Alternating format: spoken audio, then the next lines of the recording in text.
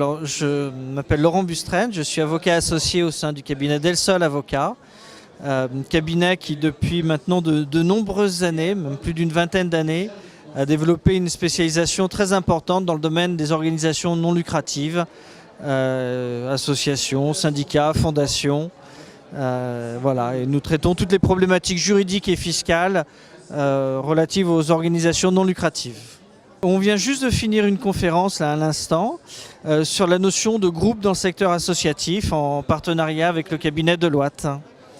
Quelle est la notion de groupe dans le secteur associatif? En fait, c'est précisément la question à laquelle on a cherché à répondre. Parce qu'il n'existe pas de véritable définition de la notion de groupe. On est plus parti d'un constat qui est de dire qu'aujourd'hui, le secteur associatif s'organise et parfois à travers des structurations complexes pour organiser son activité sur le plan fiscal, sur le plan de la gouvernance, sur le plan social. Et elle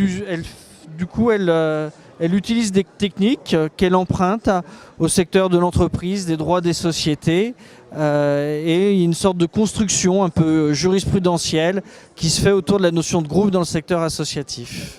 S'agissant des avantages liés à cette structuration en groupe, vise aujourd'hui à répondre à la problématique de la professionnalisation du secteur associatif, laquelle est bien souvent impulsée par les pouvoirs publics aujourd'hui, qui souhaitent que les associations et les groupes associatifs atteignent une taille critique pour pouvoir répondre de façon organisée et professionnelle aux enjeux qui leur sont posés aujourd'hui.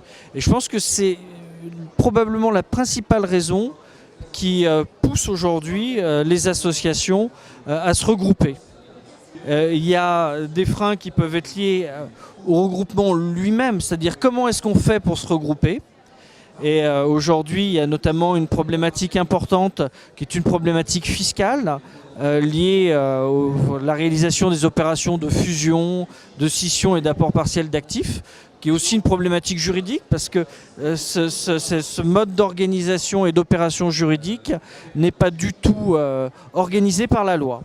Alors la loi sur l'économie sociale et solidaire, qui est en cours de discussion actuellement au Parlement et au Sénat, prévoit un chapitre sur les regroupements d'associations et les opérations de fusion.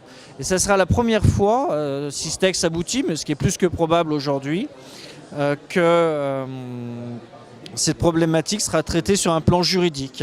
Et probablement, en tout cas, tous les indicateurs qu'on a vont en ce sens-là.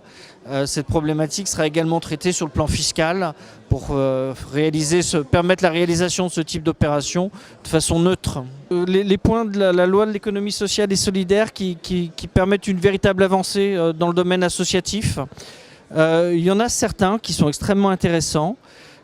J'évoquais celui des restructurations. Alors ça, c'est très très bien parce que ça manquait véritablement à l'arsenal juridique.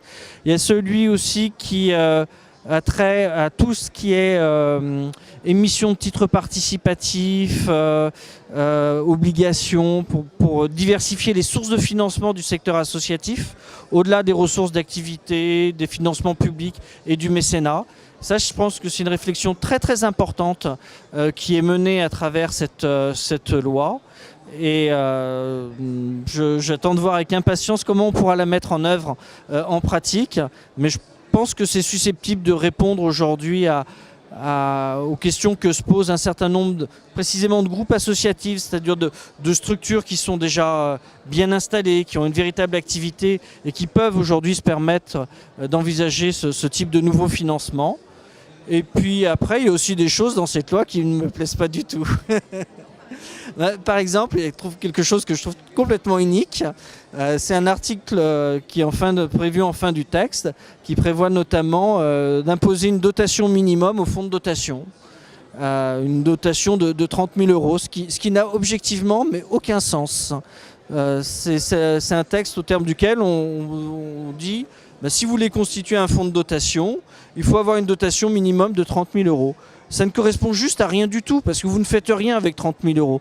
C'est juste pour limiter la possibilité de constituer ce type de structure. Quand on sait qu'il y a beaucoup plus de fonds qui sont des fonds de redistribution, qui n'ont pas de dotation, que de fonds opérationnels qui ont véritablement besoin d'avoir une dotation, je ne vois pas du tout l'intérêt de ce type de disposition. Je m'interroge. La typologie des financements associatifs est limitée, on ne peut pas en inventer sans arrêt. Il y a les recettes d'activité, il y a les cotisations, il y a les subventions, il y a le mécénat qui s'est énormément développé ces dernières années. Et aujourd'hui, les nouvelles sources de financement qu'on initie et qu'on envisage, c'est celles notamment que j'évoquais tout à l'heure à travers la loi de l'économie sociale et solidaire sur les titres participatifs, l'émission d'obligations. Et ça, je pense que c'est quelque chose qui peut vraiment avoir du sens.